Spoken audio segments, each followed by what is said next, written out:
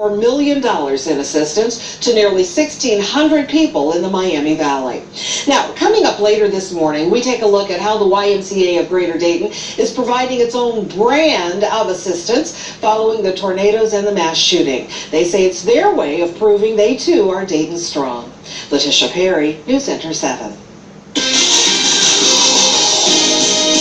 Kirstie and I were talking about it. The last few weekdays, it has been 73 degrees. Yeah, absolutely. Already warm, and I know many of us have grass that needs some rain. Let's get straight to Storm Center 7 meteorologist Kirstie Zontini. Good morning. That's right. Yeah, we definitely need the rain here in the Miami Valley. Yeah, keeping an eye, of course, on not only the potential for drought, but we do have some of the areas in the Miami Valley here, a few counties, Miami County, Clark County, part of Greene, and part of Shelby County that are starting to get into a moderate drought. And because we do stay dry through majority of this week now, I expect when our next drought monitor comes out on Wednesday that this moderate drought will be expanded and that the abnormally dry area will also continue to expand. Now, not a good thing, of course, but there is a few things to think about. So far for September, we are more than 1.5 inches below normal for the month. Yes, we've had a few showers, a few downpours here or there, but we haven't really gotten a good widespread rain in the Miami Valley.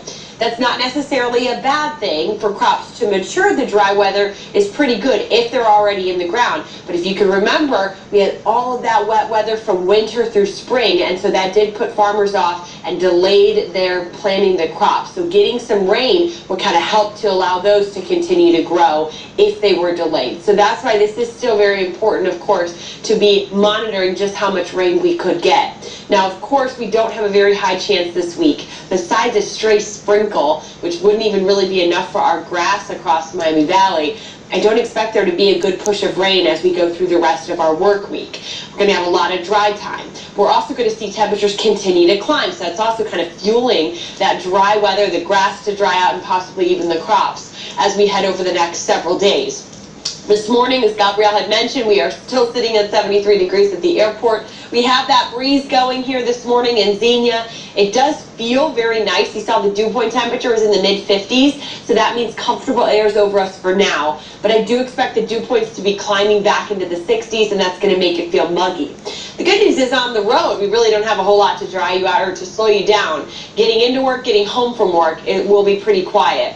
Live Doppler 7 radar is dry here. We'll zoom out a little bit further. You can see just a few stray sprinkles and showers off to our south and west there. The majority of the area is dry. We're going to see some sunshine with just a few scattered clouds. Temperatures through the afternoon hours today, Bellefontaine, Tip City, Huber Heights, all in the mid-80s. But when we factor in how it is going to feel muggy as the day goes on, the heat index does climb. So the air temperature last week was in the low 90s. The heat index this week will be right around 90 degrees for a lot of our cities here through the afternoon. We also still have a very high UV index coming in at a 7. So as we get closer to fall, you might not think that much about sunburns, but unfortunately we do still have that threat.